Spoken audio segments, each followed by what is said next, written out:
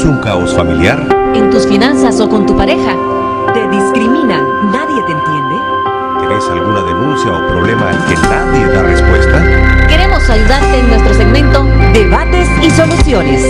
El diputado Wálmaro Gutiérrez, titular de la Comisión de Producción, Economía y Presupuesto de la Asamblea Nacional, dictaminó favorablemente la iniciativa del Presupuesto General de la República del 2019, manteniendo indemne el combate a la pobreza, la inversión social y pública para potenciar la producción. En una entrevista aseguró que pese a las afectaciones económicas que generó el fallido golpe de Estado, a lo que la población se refiere como represión gubernamental, según él, se sigue preservando un 54% del presupuesto general de gastos para la lucha contra la pobreza y la asignación de la cartera social para salud y educación, así como las partidas asignadas a la protección y seguridad ciudadana y atención al sector agropecuario. Destacó además que el presupuesto del Ministerio de Educación es de 900 millones de córdobas, más al que se está ejecutando en la actualidad. De igual manera, el Ministerio de Salud, que supera los 14.000 millones de córdobas. En la presentación del proyecto realizada por el Ministerio de Hacienda y Crédito Público, Iván Acosta, se afirma que el déficit del presupuesto 2019 es de 10.000 millones de córdobas. Vive con nosotros el debate de este tema. Daniela Rodríguez Morazán, Acción 10 en la mañana.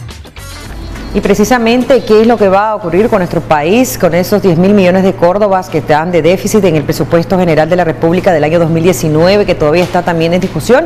Está ya un experto, un especialista también de cara a la crisis que aún no ha cesado en nuestro país desde el pasado 18 de abril.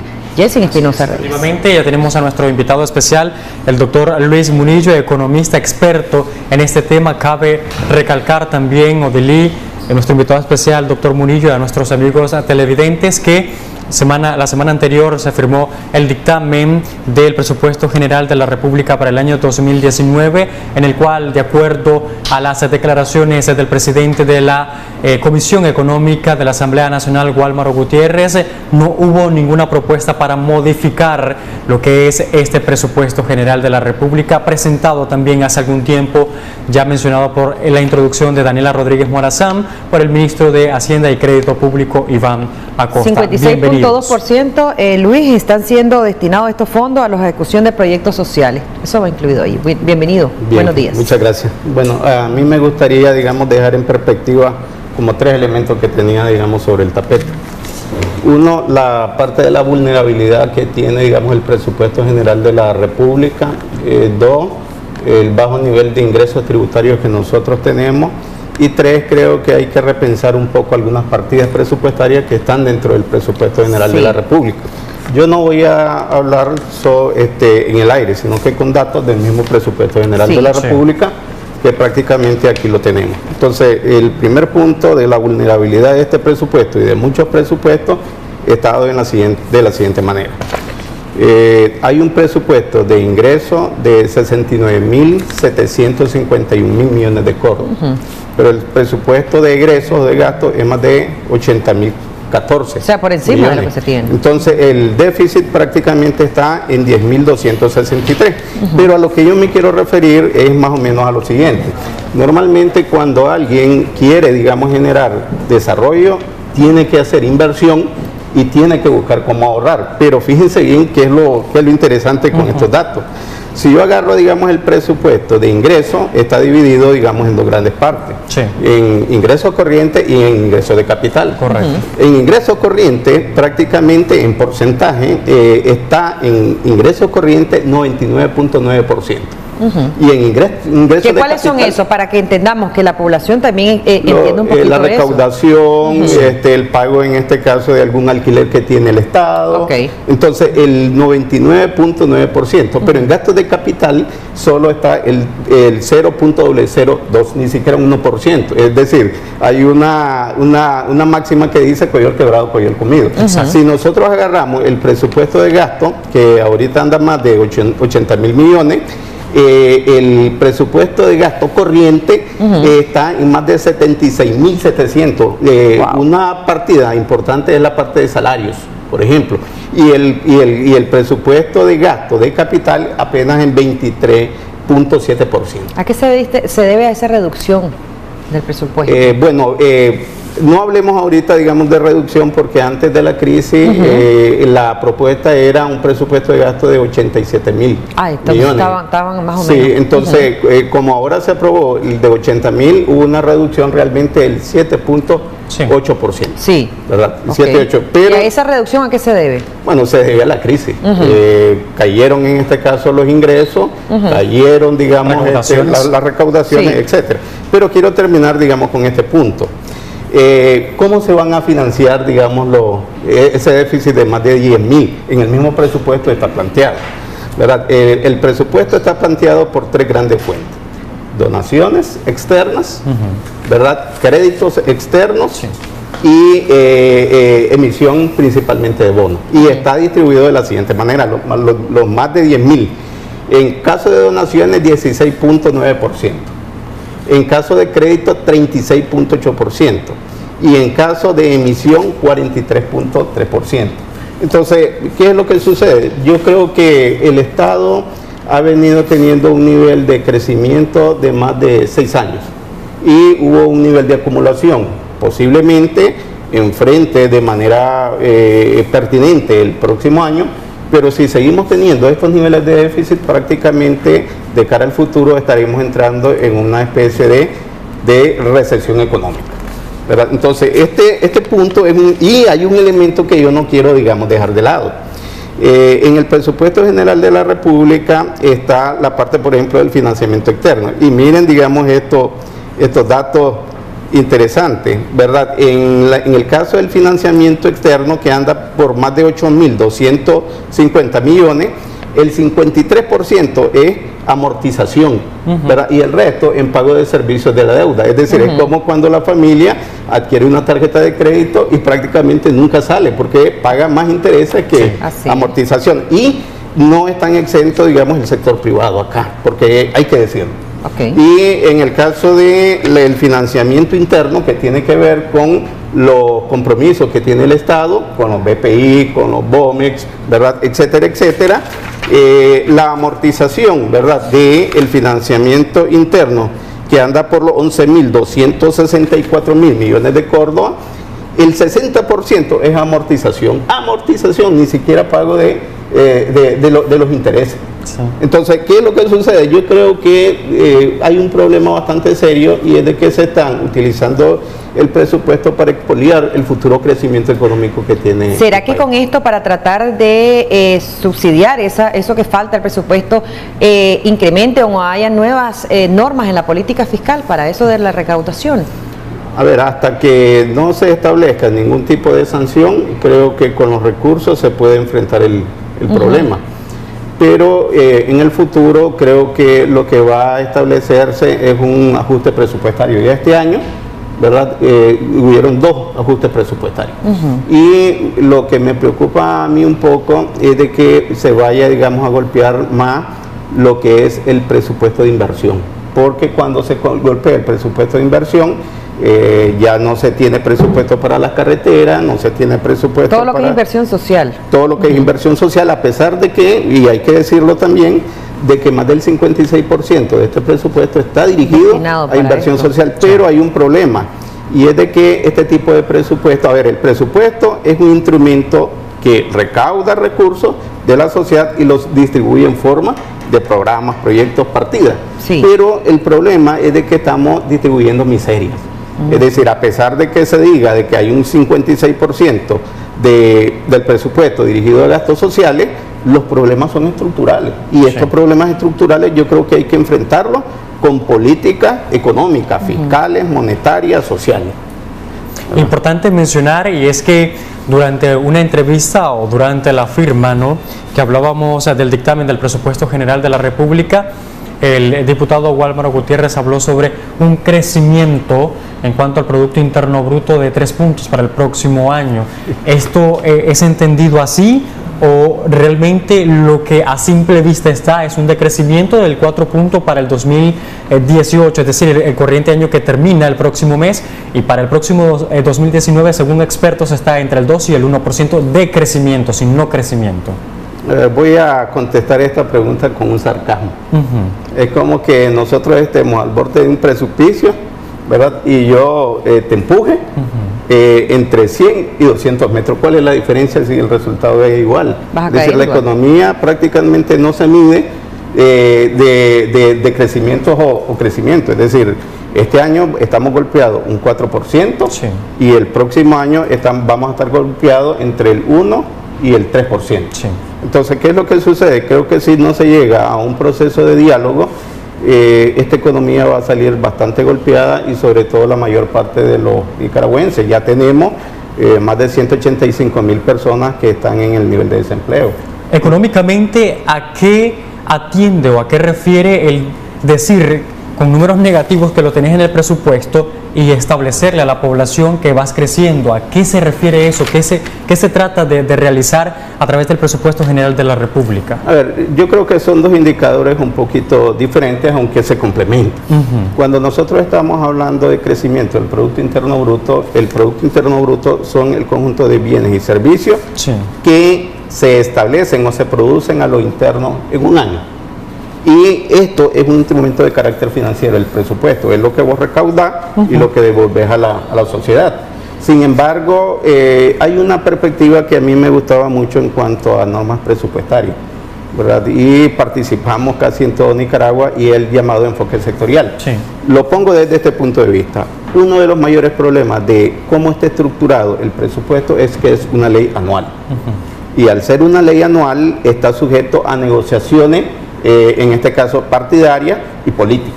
Entonces el enfoque sectorial lo que establecía es que el desarrollo es de largo plazo, y lo que planteaba la cooperación internacional era establecer un presupuesto entre 3 y 5 años, de tal manera de que año con año lo que se hicieran son algunos ajustes. Correcto, de cara, digamos, a proyectos de largo aliento o de largo periodo de maduración. Bien, perfecto. ¿Qué podría también acá estar evaluándose en este presupuesto, además de estas leyes fiscales o a esa recuperación de entre los impuestos que hay? También tiene que ver algo de lo que se inyecta al país de otro organismo, los bonos, por ejemplo, las inversiones que vienen a hacer otros países. ¿Qué es lo que está incluido también en ese presupuesto? Bueno, el presupuesto es el presupuesto ordinario y extraordinario. Sí. Normalmente, en el caso del presupuesto ordinario, eso es todo lo que nosotros recaudamos en impuestos, en tasas, en contribuciones, y el presupuesto extraordinario es lo que se consigue, ¿verdad? Pero esto que se consigue normalmente, digamos, va en forma de cooperación, de créditos internacionales, y esto no está totalmente garantizado, ante lo cual hay que establecer un segundo elemento que ya lo traía acá. Miren el nivel de debilidad, y yo creo que para poder en el futuro tener mejores niveles de crecimiento económico, nosotros tenemos que revertir lo siguiente.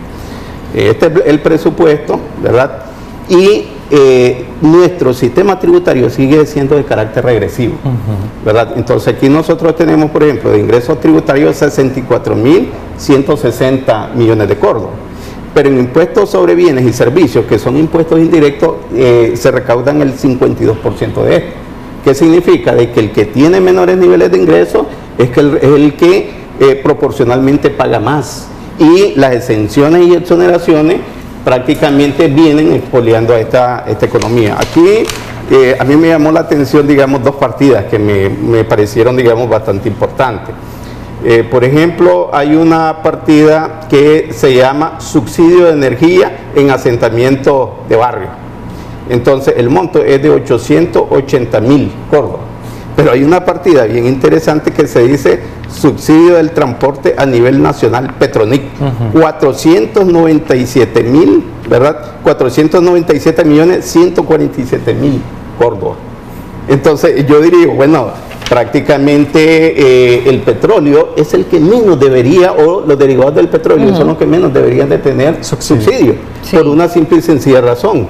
No hay una relación entre el desempeño que tienen los precios internacionales del crudo y el desempeño que tienen los derivados del petróleo. Prácticamente aquí hay un mecanismo que hay que revisarlo, y tendría en este caso que ser en un presupuesto más aterrizado. Y no hay que revisarlo de ahorita, porque eso es algo histórico, porque siempre se ha puntualizado en este tema. Vamos a hacer una pausa comercial para continuar abordando todo lo relacionado a lo que será, ¿verdad?, o lo que se está evaluando en este presupuesto general de la República 2019, esos pros y contra, ese déficit presupuestario que se está enfrentando.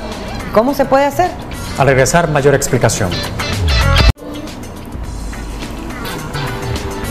Estamos de regreso en Acción 10 en la mañana. Gracias por sintonizarnos este día hablando sobre temas de interés para toda la sociedad nicaragüense, para el país en total, y es que estamos hablando acerca del presupuesto general de la República para el 2019. Tenemos a nuestro invitado especial y dentro de todas las aristas o escenarios que se están planteando acá, se piensa también sobre si estructurar lo que es la cuestión de los gastos de las instituciones sería también o abonaría a el presupuesto general de la República, tomando como partida el Instituto de Seguridad Social IMSS, que ya sabemos que tiene un gasto estrepitoso, que ya se ha dicho que los salarios que se pagan en ese instituto a los trabajadores son totalmente fructíferos y gruesos en cuanto a cantidad, y esto se ha mencionado por parte de expertos, y quiero su punto de partida en cuanto a ese punto.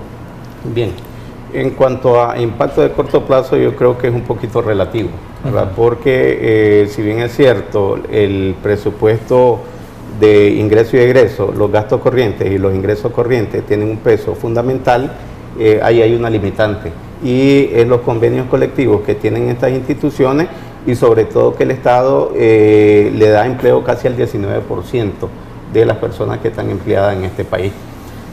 Yo creo que de cara al futuro hay que hacer una revisión de las políticas salariales dentro del Estado.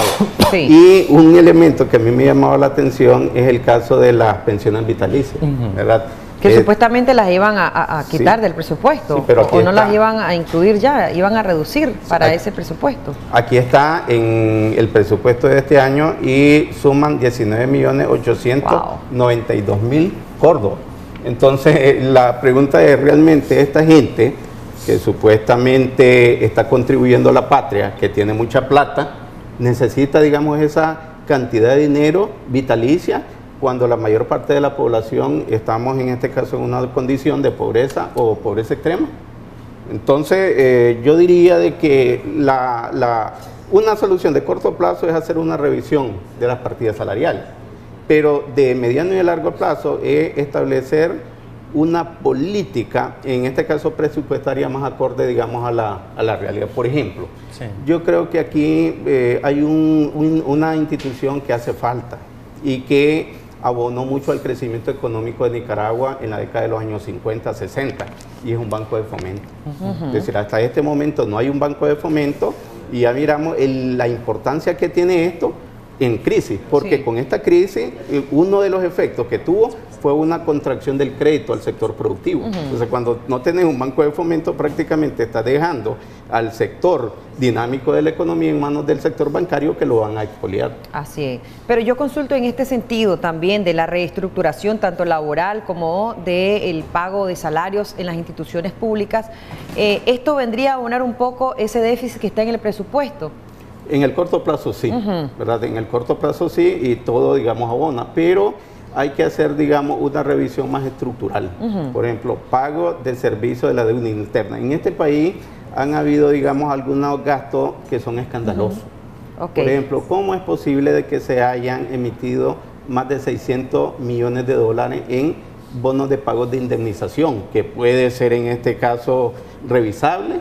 Y se fue demasiada plata en las quiebras bancarias, que los mismos bancos, digamos, adquirieron esos activos y prácticamente están obteniendo altos niveles de ganancia en deuda externa, que de una u otra manera, ¿cómo debe ser aprovechado esos recursos de deuda externa? También hay consultas, y la población también hacía las consultas. ¿Qué sucede con esos ingresos? Y tal vez explicamos un poco esos ingresos o eso que se incauta al narcotráfico.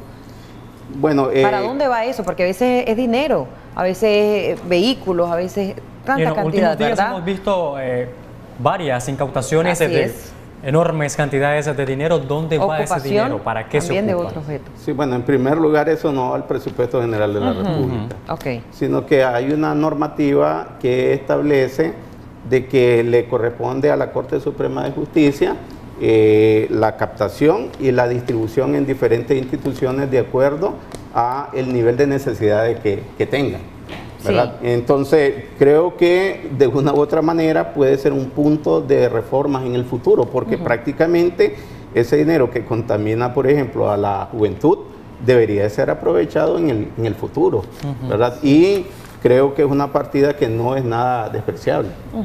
Nos preguntan si existe transparencia en cuanto a los gastos, en cuanto a lo que se establece en el presupuesto, partiendo de la inquietud que tiene la población sobre denuncias que se han recibido a este medio de comunicación en cuanto a que algunos secretarios políticos, promotores de la juventud sandinista y otros cargos, entre ellos también parte de los que hoy son bases de la dirigencia estudiantil UNEM, que están figurando como trabajadores de instituciones, pero no trabajan como tal, simple y sencillamente están en la plataforma o en agenda de ellos para devengar un salario y que al fin y al cabo sale, por supuesto, de ese instituto. ¿Hay algún tipo de regulación? ¿Cómo se puede tratar o entender ello? A ver, en primer lugar yo creo que son dos niveles donde hay que tener mucho cuidado, ¿verdad? Porque esta es una política fiscal, presupuestaria, global, que es el presupuesto general de la República. Sí. Entonces, esto tiene, digamos, una negociación de carácter político porque es una ley que se discute en la Asamblea Nacional. Sí. Y se distribuye de acuerdo, ¿verdad?, a el ver, leal y entender de los diputados para alguna partida. Yo lo que creo de que la normativa de cada institución, ¿verdad?, debería de establecer a quiénes van a contratar, cómo los van a contratar. Y desde el punto de vista jurídico yo creo que se daría un paso con la ley de carrera administrativa. Exacto. ¿Por qué? Porque prácticamente hay demasiada desconfianza cuando alguien entra a una institución y prácticamente no entra por la parte de la meritocracia, ¿verdad?, sino que por el conecte, por el contacto. Si tú estableces una oposición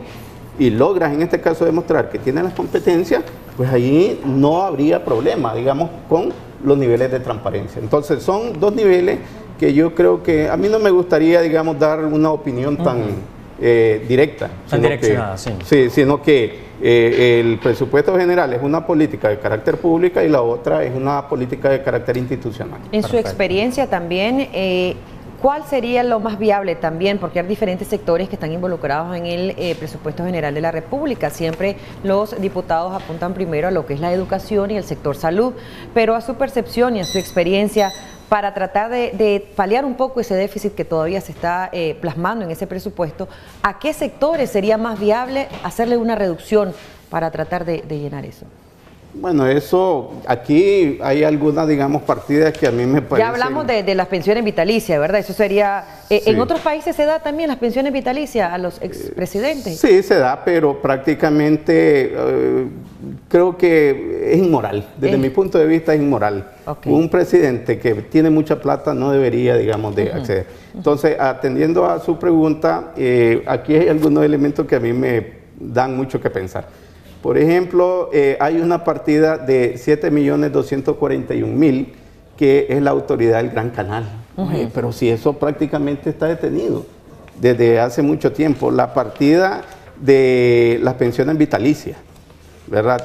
Y así le podría, digamos, seguir diciendo... O sea, hay una opción, hay opciones. Sí, pero eso va a depender de la Comisión Económica de la Asamblea Nacional y cómo se vaya, digamos, a discutir el presupuesto general de la República. Sí. Yo creo que con buenos diputados, ¿verdad?, desde el punto de vista técnico se podría hacer un buen trabajo.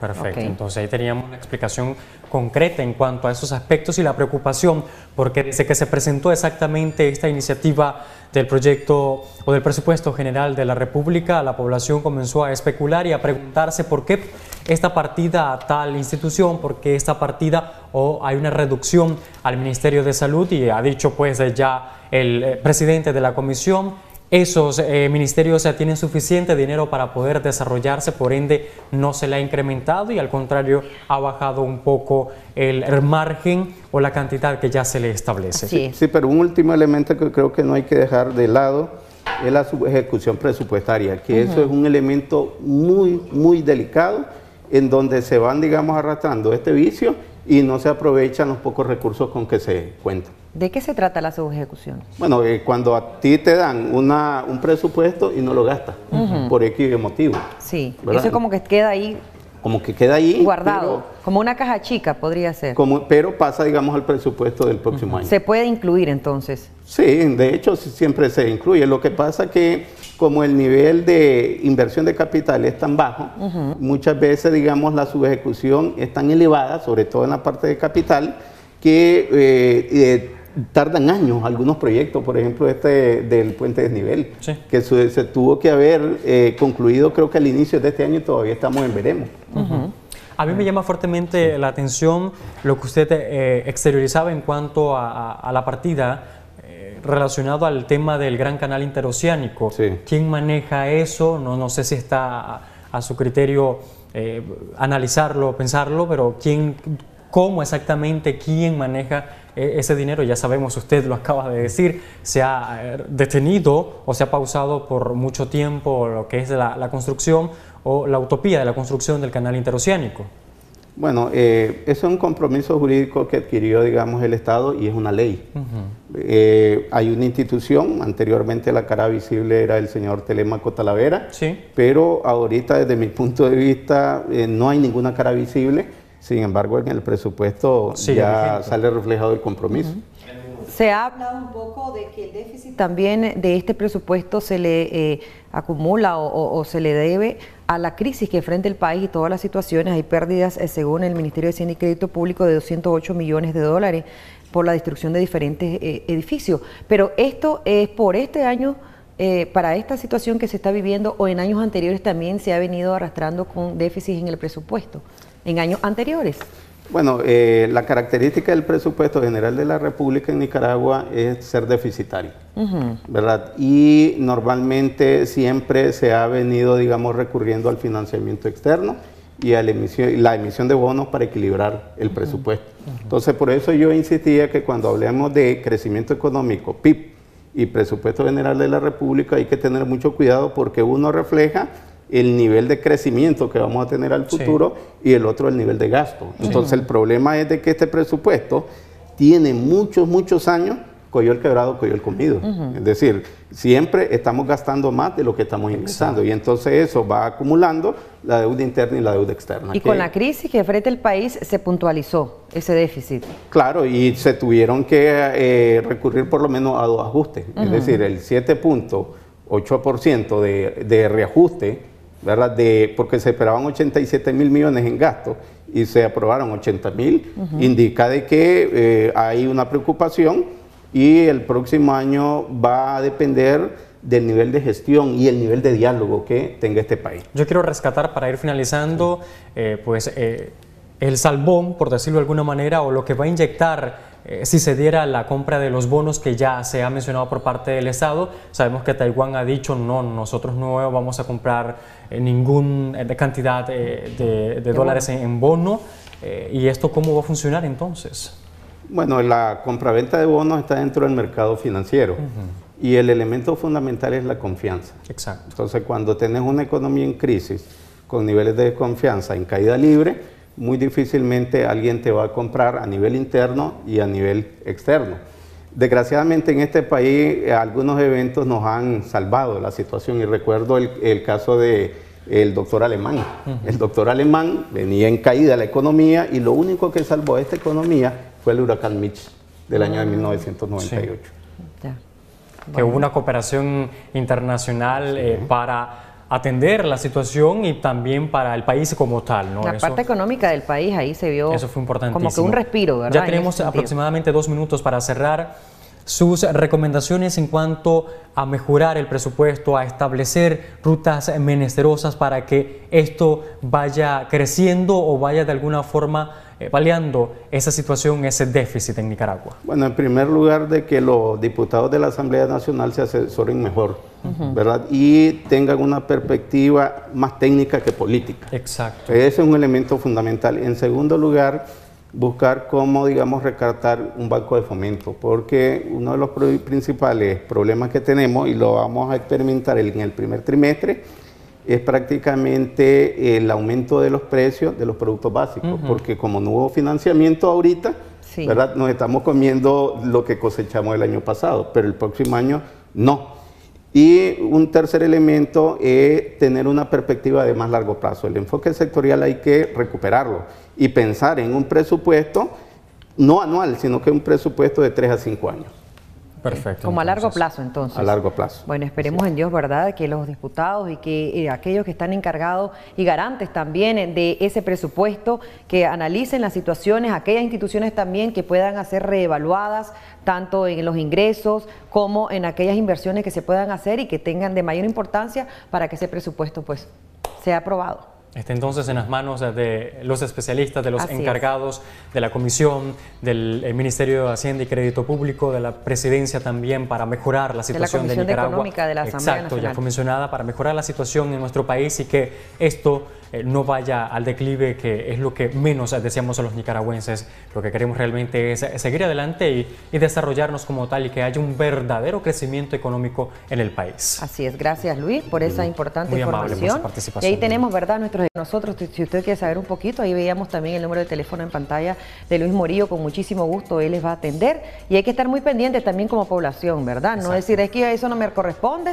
eso es a los diputados, no, esa es parte de nuestros impuestos también que están incluidos en ese presupuesto general de la República. Esos proyectos, esas obras sociales también son parte de nuestros impuestos, y por ende también nosotros tenemos que estar bien sabidos de lo que se está pasando y pagar los impuestos cuando sea necesario. Así es.